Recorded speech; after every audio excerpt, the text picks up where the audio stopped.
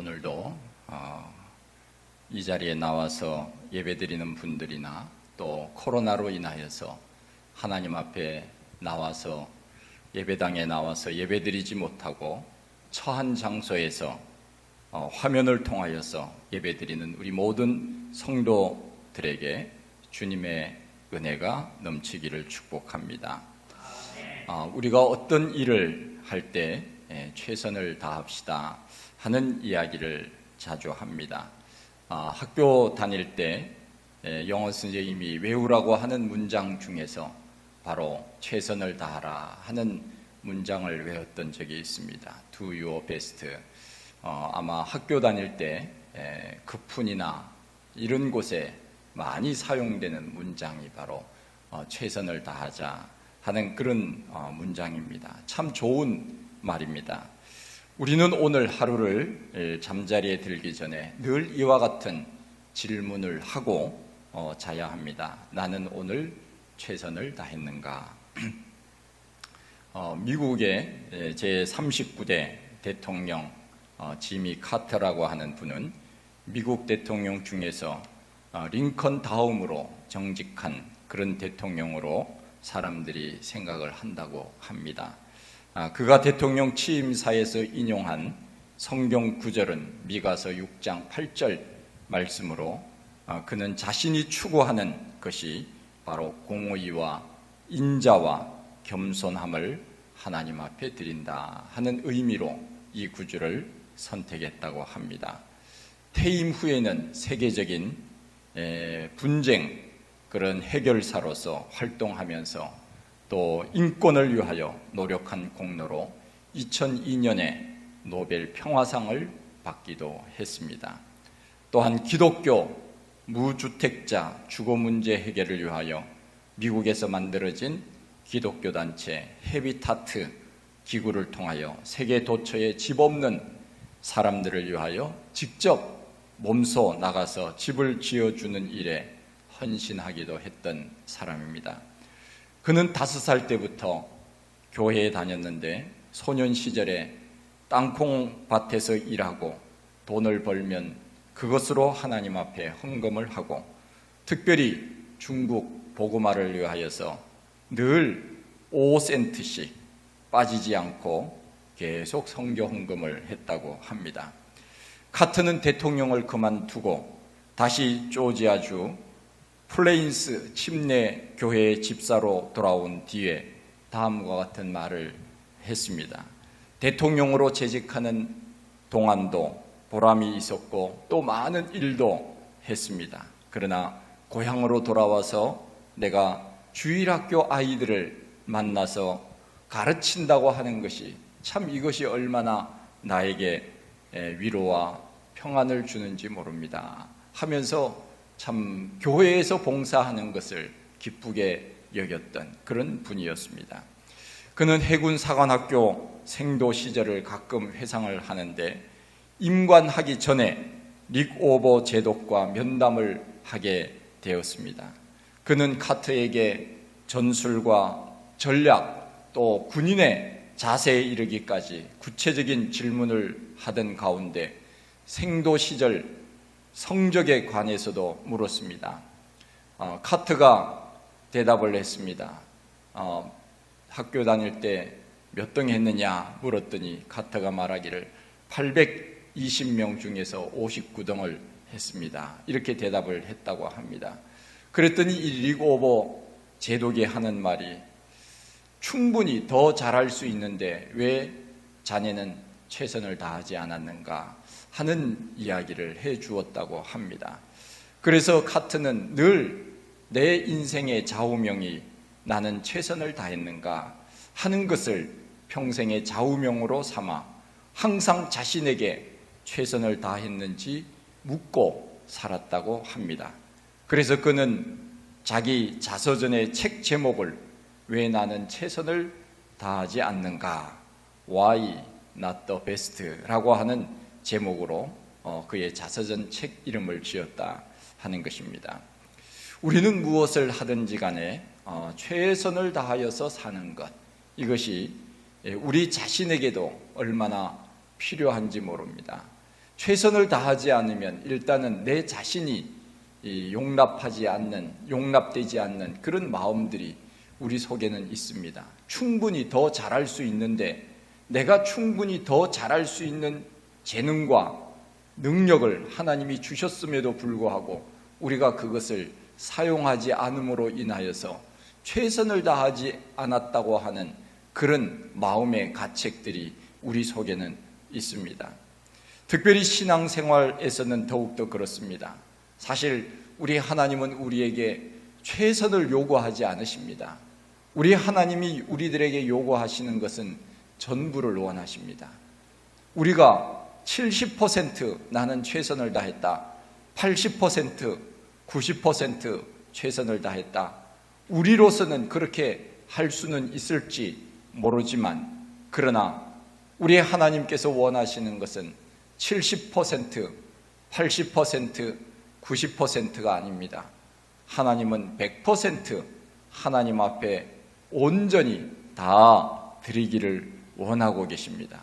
이것이 바로 오늘 성경에 나와 있는 우리가 하나님을 사랑하되 어떻게 사랑해야 되느냐, 다 하고 다 하고 다 하여, 이것이 100% 하나님 앞에 드리는 삶의 자세이고, 그것이 바로 우리 삶의 모습입니다.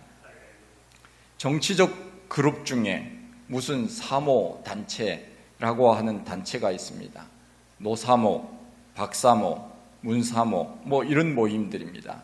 이 사람들은 그분들을 위해서라면 무엇이든지 준비가 되어 있다 하는 마음으로 사는 사람들입니다. 얼마나 결속력이 있는지 모릅니다. 그 지도자의 입에서 무슨 말이 나올까를 늘 주시하면서 말이 나오게 무섭게 연락망을 취하여서 행동을 하는 그런 사람들입니다. 어찌 보면은 상당히 무서운 단체이기도 합니다. 그러나 우리는 주사모가 되어야 됩니다. 성이 주시가 아니고 주사모는 무엇입니까? 주님을 사랑하는 사람들의 모임이다 하는 것이지요. 그런 면에서 우리는 다 주사모가 되어야 합니다. 정치적 행동을 하는 사람들이 늘 그분의 지시가 떨어지기 무섭게 일사불란하게 행동하는 것처럼, 우리 예수 믿는 사람들은 주사모가 되어서 주님이 말씀하신 것을 따라서 일사불란하게 삶을 살아가는 자세, 이것이 필요하다 하는 것입니다. 세상에서 제일 무서운 단체가 있다면 종교단체라 이렇게 말할 수 있습니다. 종교는 그 어떤 사상보다 앞선다고 저는 늘 그렇게 생각을 합니다.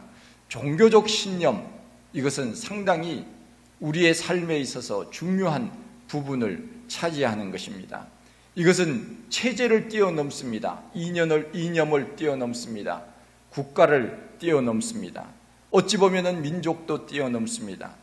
그 중에 종교들 중에 가장 강력한 힘을 가진 종교단체는 저는 기독교라고 생각되어집니다.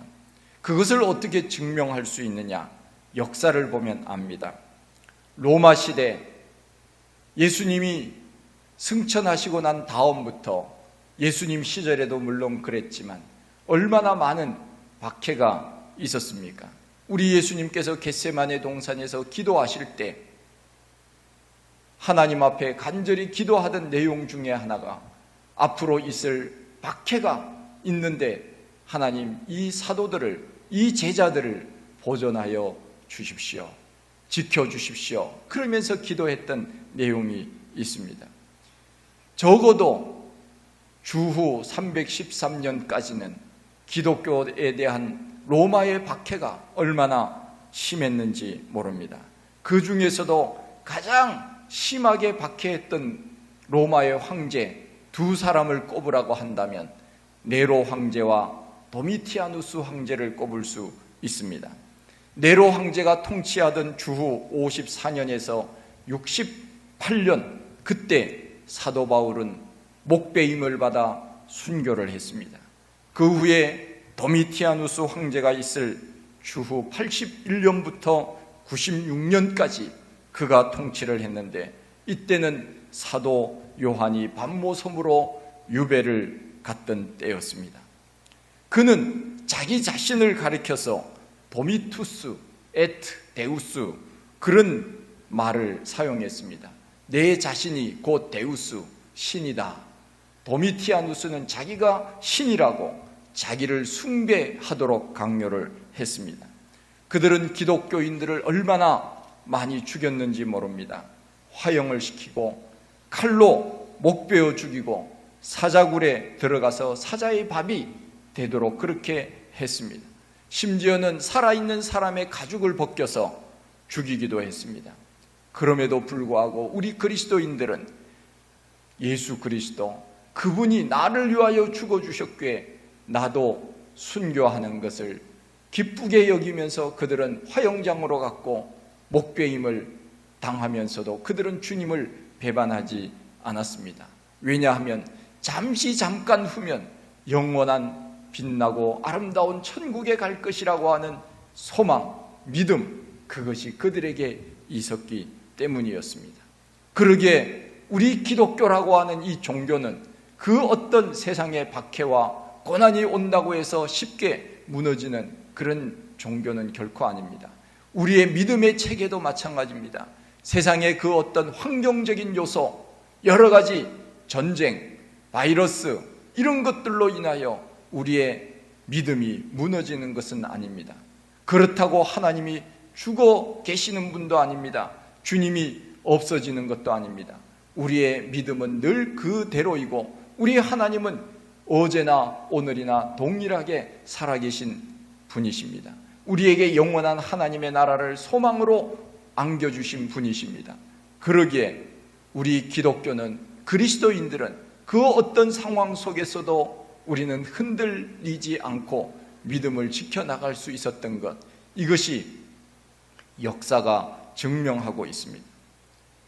수많은 순교자를 배출하고 가족은 버려도 주님은 버리지 않고 생명은 없어져도 주님만은 붙들고 살았던 사람들, 그 사람들이야말로 믿음을 지켰던 그런 사람들 아닙니까? 바로 우리 믿는 사람들은 그 어떤 사상과 그 어떤 이데올로기와 그 어떤 그 어려운 고난, 권력자들에 의해서 어려움을 당한다 하여도 우리 기독교는 2000년 동안 늘 그렇게 믿음 생활을 해왔고 지금까지 그 역사는 이어오고 있는 것입니다. 세계에서 기독교를 가장 핍박하는 나라가 여러 나라들이 있지만 그 중에서 제일 기독교를 박해하는 나라가 바로 북한입니다. 북한에서는 종교의 자유가 없기 때문에 그들은 숨어서 예배를 드린다고 합니다. 그들이 예배를 드리다가 발각되거나 혹은 기독교 용품, 성경책 혹은 찬송가, 십자가 이런 것들을 가지고 있다가 발견이 되면 무조건 잡아간다고 합니다.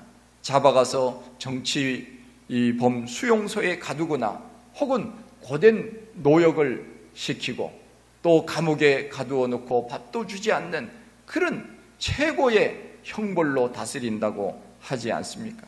그럼에도 지금도 북한 땅에는 숨어서 하나님 앞에 예배드리는 사랑하는 우리의 동포들이 있다고 하는 사실에 우리는 그야말로 가슴이 숙여지고 머리가 숙여지고 가슴이 뜨거워지는 그런 마음을 갖게 됩니다.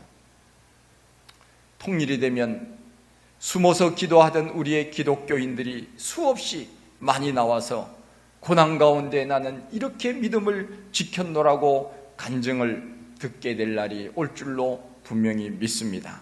그들은 그 어떤 이데올로기보다도 더 강한 믿음을 가지고 있습니다. 찬송가에 나와 있는 것처럼 환난과 핍박 중에도 성도는 신앙 지켰네. 이 찬송은 어찌 보면은 우리가 편하게 예수를 믿는 우리에게는 이 찬송이 감동으로 느껴지지 않을 수도 있습니다. 그러나 지하동굴에서 눈물로 기도하는 그들이 부르는 이 찬송은 그야말로 환난과 핍박 중에도 성도는 신앙 지켰네. 이 찬송이 눈물의 찬송이 되는 것 아니겠습니까? 이 사람들이야말로 가장 주님을 사랑하는 주사모 중에서도 주사모라, 이런 생각이 듭니다. 우리는 하나님을 사랑하되 바로 그 어떤 상황, 그 어떤 환경, 그 어떤 삶의 자리가 우리들에게 주어진다 하더라도 변치 않는 믿음으로 하나님을 사랑해야 됩니다. 하나님을 사랑하되 어떻게 사랑해야 되느냐? 언제나 우선순위, 최고의 우선순위, 삶의 우선순위, 그 우선순위는 언제나 하나님께 마음을 두고 있어야, 그것이 바로 다하는 신앙입니다. 하나님을 사랑하되 다하고 다하고 다하여, 마음을 다하고 목숨을 다하고 뜻을 다하여 하나님을 사랑하는 것, 이것이 크고 첫째 되는 계명이라고 우리 주님께서 말씀하고 있지 않습니까? 우리는 그렇게 하나님을 사랑하되 그렇게 하나님을 사랑해야 됩니다. 어떤 목사님께 들은 이야기입니다. 추운 겨울에 시골 나이 많은 할머니 권사님 댁에 신방을 갔는데 권사님이 목사님 오신다고 닭을 잡았습니다. 백숙을 준비해 놓았습니다. 고기를 먹고 나서 입이 텁텁해서 음료수가 있느냐고 물었습니다. 그랬더니 할머니 권사님이 나가서 한참 지나도 오지 않는 겁니다. 부엌에서 소리가 나서 보니까 할머니가 뭘 하고 있었는가 하면은 음료수를 사와서 그것을 끓이고 있었습니다. 왜냐하면은 목사님 이 겨울에 이 음료수가 차가워서 끓여드리려고 그렇게 하는 중이라고 이야기를 했습니다. 참 대단한 분이 아닙니까? 이분이 주의 종이라면은 최선을 다하여 섬기는 분이라고 그 교회 목사님은 그렇게 설교하는 것을 들었습니다. 우리가 무엇을 하든지 우리는 죽게 하듯 하라, 이것이 바로 주님이 우리들에게 가르쳐 주신 말씀 아닙니까? 그러기에 우리는 하나님 앞에 예배를 드리든지 또 사람 앞에 복음을 전하든지 어떤 마음으로 하든지 간에 다 주님께 하듯 하는 마음으로 그렇게 사랑하는 것, 하나님을 사랑하고 사람을 사랑하는 것, 그것이 주님이 우리들에게 가르쳐 주신 계명입니다. 사랑하되 어떻게 사랑하느냐? 다하여 우리의 진심으로, 우리의 마음을 다하여서, 우리의 뜻과 성품을 다하여서 그렇게 사랑하기를 원하시는 것, 이것이 바로 주님의 마음이라고 하는 것입니다. 아브라함은 나그네를 대접하는 일에 최선을 다했습니다. 그 신앙이 아브라함에게 놀라운 복을 주었습니다. 마음을 다하고 목숨을 다하고 뜻을 다하여 주 너희 하나님을 사랑하라. 그러기에 우리는 아브라함이 알지도 못하는 사람이 왔을 때도 잠깐만 계십시오, 제가 가서 맛있는 것 요리해서 드리겠습니다, 송아지를 준비하여서 그 낯선 사람에게 대접을 하였는데 나중에 알고 보니까 하나님이 보낸 천사였습니다. 아브라함은 그렇게 삶을 살았습니다. 무엇을 하든지 최선을 다하여서 하나님 앞에 봉사하고 헌신하고 그렇게 세상을 살았습니다. 이것이 바로 다하고의 신앙입니다. 우리가 하나님 앞에 예배를 드립니다. 하나님 앞에 예배를 드릴 때 우리는 말씀을 듣는 시간, 찬송하는 시간, 기도하는 시간, 여러 가지 순서들이 있습니다. 찬송을 할 때 우리는 어떻게 찬송을 해야 됩니까? 찬송할 때는 힘차게 해야 됩니다. 힘차게 다들 하고 계시죠? 힘차게 입을 크게 열고 해야 됩니다. 요즘은 코로나 바이러스 때문에 찬송을 할 때도 작게 하십시오, 텔레비전에서 그렇게 정부 관계자들이 얘기하더라고요. 찬송할 때 작게 하십시오. 참 얼마나 교회에 대한 관심이 많은지 몰라요. 찬송할 때까지도 어떻게 하라 방법까지 다 가르쳐주고 있습니다. 그런데 텔레비전에 보니까 자기들은 고함을 치면서 서로 싸우고 있더라고요. 큰 소리로. 우리 보고는 찬송 작게 하라 그래 놓고 자기들은 큰 소리로 고함을 지르면서 싸웁니다. 우리는 무엇을 하든지 예배를 드릴 때도 우리의 진심 어린 마음으로 하나님 앞에 드려야 돼. 하나님은 눈에 보이지 않으시지만 오늘 하나님은 우리의 예배를 받으신다고 하는 그것을 믿고 우리는 예배를 드리는 겁니다. 예배당에서든지 가정에서든지 오늘 내 옆에 하나님이 계신다, 하나님 앞에 예배를 드린다. 예배라고 하는 말이 영어로 워십이라고 이야기를 하기도 하지만 서비스라고 미국 사람들은 그 예배를 단어를 표기할 때 그런 표현을 자주 씁니다. 우리는 예배를 드릴 때 하나님 앞에 서비스를 해드리는 거예요. 최선을 다하여 하나님을 섬기는 행위, 이것이 바로 예배 아닙니까? 그러기에 우리는 늘 예배를 할 때도 최선을 다하여서, 마음을 다하여서 하나님 앞에 서비스를 해드리는 것입니다. 할렐루야! 우리는 그런 마음으로 하나님을 섬겨야 돼요. 하나님을 사랑해야 돼요. 군대에서는 잘해야 되는 것들이 몇 가지가 있지요. 그 중에서 제가 늘 들었던 이야기 중에 군대에서는 인사 잘하는 것, 또 사격 잘하는 것, 또 행군 잘하는 것, 이거 세 가지만 잘하면 된다 하는 이야기를 종종 들었던 기억이 있습니다. 군대에서 상관들에게 인사할 때 작은 소리로 인사하면 안 됩니다. 될 수 있는 대로 입을 크게 벌려서 상관이 오면 인사를 해야 돼요.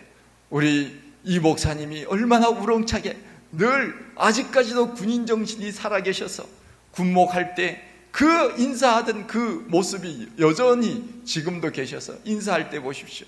저는 가끔씩 깜짝 놀랄 때가 있습니다. 아이고 깜짝이야 할 정도로 인사를 크게 하지 않습니까? 당결! 네, 이 정도는 해야 됩니다. 인사를 크게 하면 상관이 기분이 좋아집니다. 저는 군대 생활을 경기도 양주에서 제가 군대 생활을 했습니다. 저희 형제들이 4명이 있는데 4명이 다 최고의 계급으로 제대를 했어요.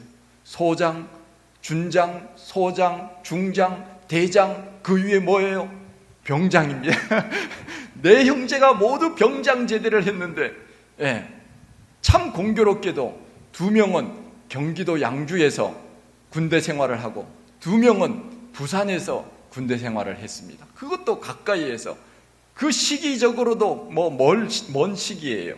그런데 참 그렇게 군대 생활을 했습니다.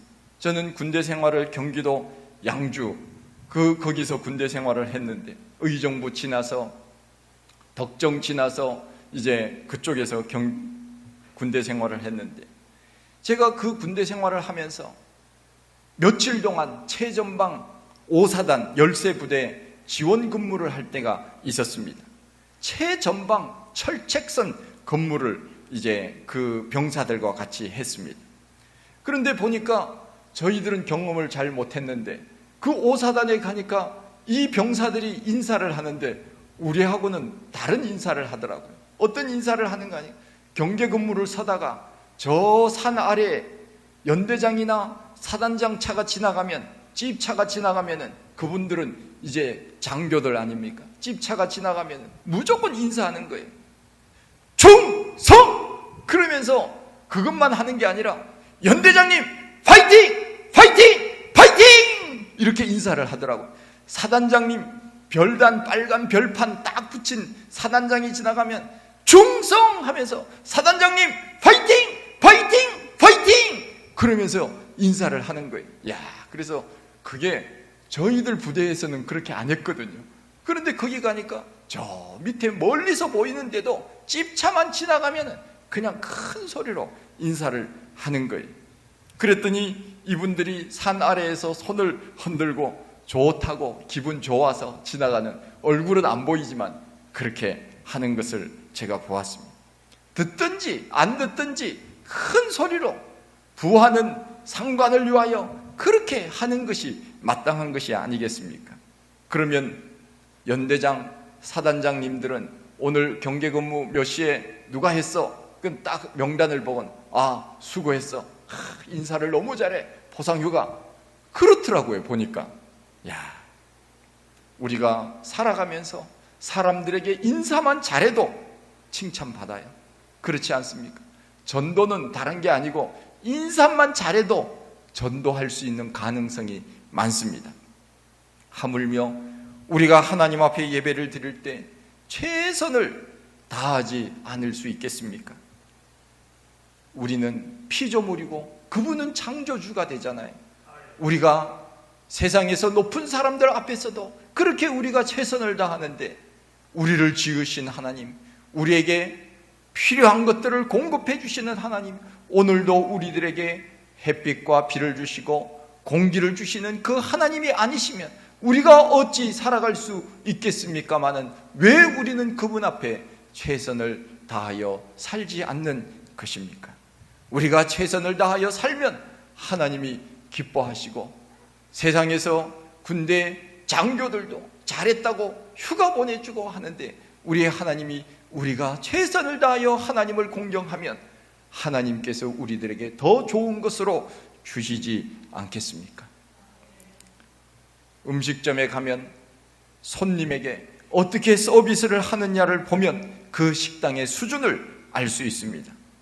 저는 다른 교회 목사님의 설교를 자주 듣습니다. 운전할 때 극동방송을 늘 틀어놓고 설교를 듣습니다. 유튜브에서 나오는 목사님들의 설교를 자주 듣습니다. 일주일에 제가 설교를 한 10편 이상은 듣는 것 같습니다. 최선을 다하여 설교를 하시는 목사님들이 있는가 하면 대충 설교하는 목사님들도 계시더라고요. 방송에 나오면 좀 열심히 설교해야 되지 않겠습니까? 그런데 무성의하게 하는 분들도 많이 있습니다. 내용도 부족하고 열정도 부족합니다. 방송 설교를 하시는 분들은 대체적으로 보면 큰 교회 목사님들이 설교를 합니다. 일반 방송국에 나와서 출연을 하면은 출연료를 받지 않습니까? 그런데 목사님들이 방송에 나오면 출연료를 받는 게 아니라 출연료를 내고 방송에 나옵니다. 그래서 저도 얼마든지 방송국에 나갈 수 있어요. 내일이라도 당장 나갈 수 있습니다. 어떻게 나갈 수 있느냐? 후원금을 내면 방송을 해줍니다. 시간을 편성해 줍니다. 그것도 좋은 시간에 편성을 해줍니다. 그러니 이제 대부분 큰 교회 목사님들이 나올 수밖에 없는 것이지. 그런데 제가 들은 목사님 중에서 참 설교를 열심히 최선을 다해서 하시는 분이 계시는데, 여러분이 계시지만 그 중에 연세중앙교회 윤석전 목사님이 얼마나 설교를 열정적으로 하시는지 몰라요. 제가 그 설교를 들으면은 옆에서 불을 댈 정도로 그런 느낌이 올 정도로 얼마나 뜨겁게 설교를 하는지 몰라요. 설교 시간이 또 얼마나 긴지 몰라요. 1시간이 넘게 설교하는데 성도들이 아멘 아멘 하면서 설교를 듣고, 목사님은 원고도 없이 긴 마이크 가지고 왔다 갔다 하면서 설교를 하는데, 그야말로 불이 튈 정도로 그렇게 설교를 하더라고요. 또 소리를 얼마나 지르는지, 저러다가 목이 제대로 가는가, 목소리가 제대로 나올까 할 정도로 그렇게 열심히 설교하는데, 늘 그 쉰 목소리 같은 소리로 어쨌든 계속적으로 설교를 해나가시더라고요. 뜨거움이 전해오는 그런 느낌을 받았습니다. 그렇습니다. 우리는 무엇을 하든지 최선을 다해서 하나님 앞에 우리는 서야 되고, 우리에게 주어진 삶의 자리에서 우리에게 주어진 일들을 잘 감당해야 되는 것 아니겠습니까? 특별히 신앙생활에서 우리는 늘 그렇게 살아야 됩니다. 우리가 하나님께서 우리들에게 맡겨주신 이 세상적인 일들, 이것도 우리는 최선을 다해서 해야 됩니다. 그러나 그것 때문에 신앙생활도 최선을 다해서 해야 되는데, 세상 일 때문에 하나님의 일을 게을리해서는 또 안 됩니다. 언제나 우리는 하나님 앞에 우리의 마음을 다하고 뜻을 다하고 목숨을 다하여 하나님을 사랑하는 것, 이것이 우리 주님께서 첫째 되는 계명이라고 말씀하여 준 것처럼 우리도 그렇게 하나님을 사랑하면서 사는 것, 이것이 바로 우리가 살아가야 될 삶의 자세가 아니겠습니까? 성경은 우리들에게 말씀합니다. 너희가 차든지 아니면 뜨겁든지 둘 중에 하나를 해라. 라오디게아 교회를 향하여 예수님께서 말씀하신 그 내용이 있지 않습니까? 너희들이 어찌하여 뜨겁지도 않고 차갑지도 않고 미지근하냐? 교회를 다니는 건지 안 다니는 건지, 그냥 명목상 크리스찬으로 살아가는 건지, 그렇게 우리는 신앙생활 해서는 안 돼요. 우리는 정말 나는 크리스찬입니다. 나는 예수 믿는 사람입니다. 세상에 안 믿는 사람들이 믿는 사람들을 보고 야, 저 사람들은 그리스도인이야, 그렇게 소리를 들었다고 하지 않습니까? 안디옥에서 안 믿는 사람들이 예수 잘 믿는 사람들 보고 저 사람들은 그리스도인이야, 처음으로 그리스도인이라고 하는 소리를 들었던 지역이 안디옥에서입니다. 믿는 사람들이 말한 것이 아니에요. 안 믿는 사람들이 야, 저 사람들은 그리스도인들이다, 그렇게 말했다고 하지 않습니까? 그런 면에서 우리 예수 믿는 사람들은 정말 예수 믿는 사람처럼 우리가 그렇게 살아야 되지 않겠습니까? 미지근하게 신앙생활 하지 말고 이왕 예수 믿기로 우리가 작정했다면 그렇게 우리가 좀 뜨겁게 예수를 믿으면 얼마나 좋겠습니까? 우리가 예수 믿는다고 마음을 정하고 예수 믿기로 작정을 하고 하나님 앞에 나왔으면 주님 오시는 그날까지 우리는 끝까지 믿음을 그렇게 지키고 신앙생활 해야 되지 않겠습니까? 우리 좀 그렇게 하십시다. 어떻게 환난이 오고 여러 가지 어려움이 있다고 예수 믿는 것을 포기할 수 있겠습니까? 그것은 세상의 모든 것은 다 포기해도 예수 믿는 것만은 포기해서는 안 되는 일입니다. 왜냐하면 여기에 생명이 있거든요. 영원한 생명이 있거든요. 잠시 목숨을 부지하면서 사는 이 육신의 생명도 귀하거늘 영원히 사는 생명이 주님 앞에 있는데 어떻게 우리가 예수 믿는 것을 중간에 포기할 수 있겠습니까? 최선을 다하여 우리가 믿음 생활 해야 됩니다. 그렇게 해야 우리가 하나님 앞에 복을 받을 것 아니겠습니까? 우리 장로교회는 사람들이 예수 믿는 것이 그렇게 뜨겁지 않아요. 저도 좀 그런 면이 없잖아 있긴 한데, 그렇다고 제가 그것을 행동을 안 한다고 해서 제 마음이 뜨겁지 않은 것은 아니지만 행동적으로는 좀 별로 장로교인들이 그렇게 뜨겁게 행동하는 것은 아니죠. 어떤 그 교회 목사님이, 아니 장로님이 그 교회에서 찬송할 때 본인은 율동을 싫어한대요. 그래서 뭐 박수치고 율동하고 그런 것을 아주 싫어했어요. 그래서 그 이제 교회에서는 이제 뭐 다른 사람은 뭐 청년들 뭐 그렇게 하는 것을 별로 좋아하지 않고 뭘 그렇게 요란하게 예수를 믿느냐 뭐 그렇게 욕하고 아마 그랬던 분이 있었던 것 같아요. 그런데 그분이 어느 날 기도원에 갔어요. 기도원에. 오래된 이야기인데 어느 기도원에 갔는가 하면 하늘산 기도원에 갔어요. 그 하늘산 기도원에 갔더니 그 성도들이, 수백 명이 모인 그 성도들이 찬송을 하면서 박수를 치고 율동을 하는데, 처음에는 야, 이 사람들 다 미쳤구나 그러면서 그게 참석을 했대요.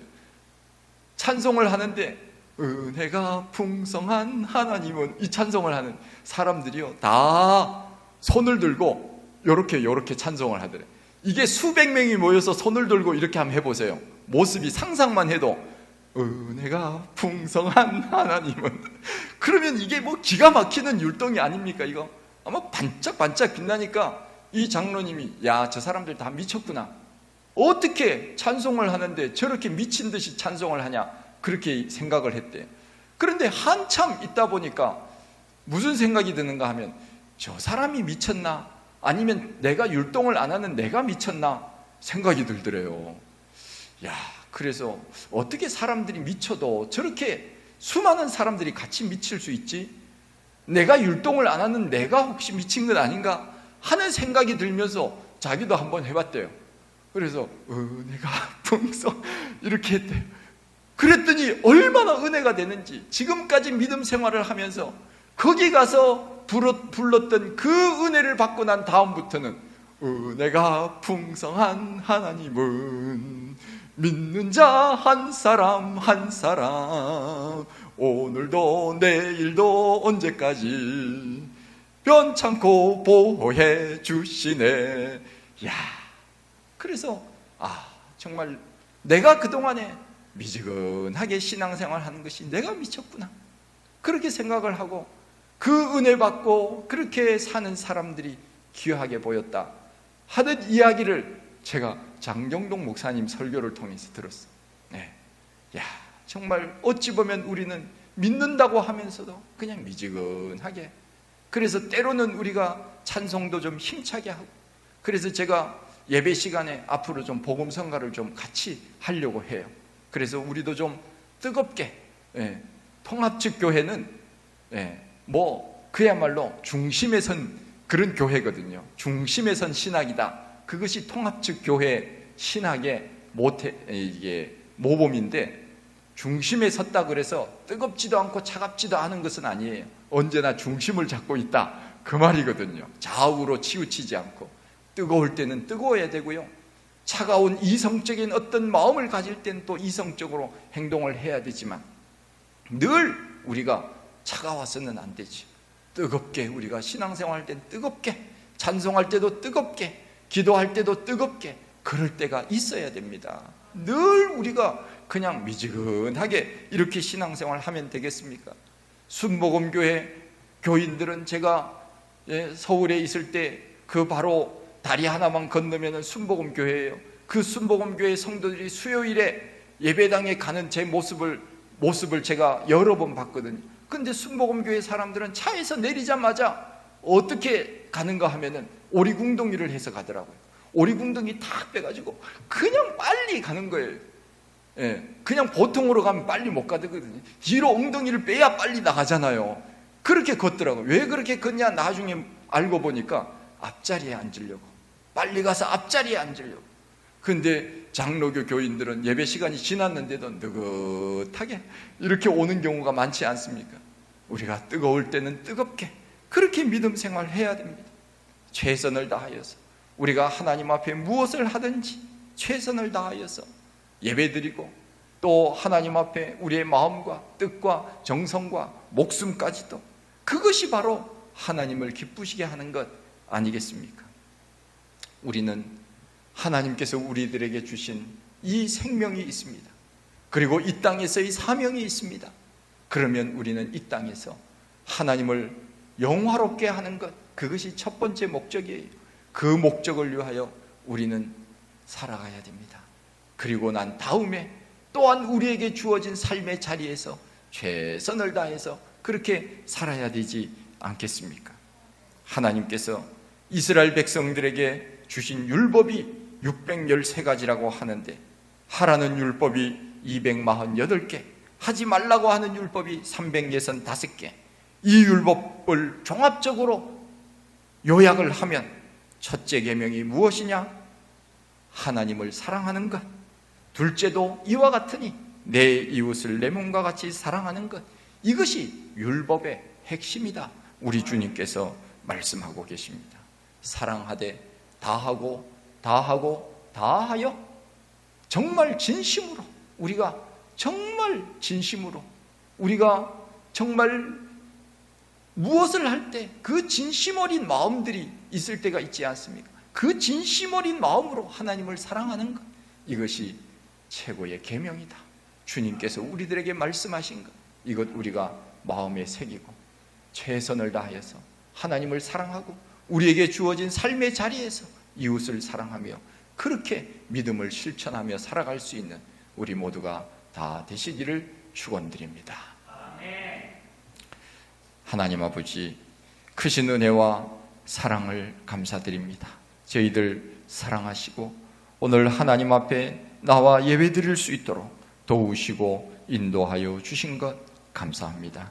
우리가 하나님을 사랑하되 미지근하게 사랑하지 않게 하시고, 뜨겁게 마음을 다하고 목숨을 다하고 힘을 다하여 하나님을 사랑하며 그렇게 믿음 생활할 수 있는 우리 모두가 다 되게 하여 주시옵소서.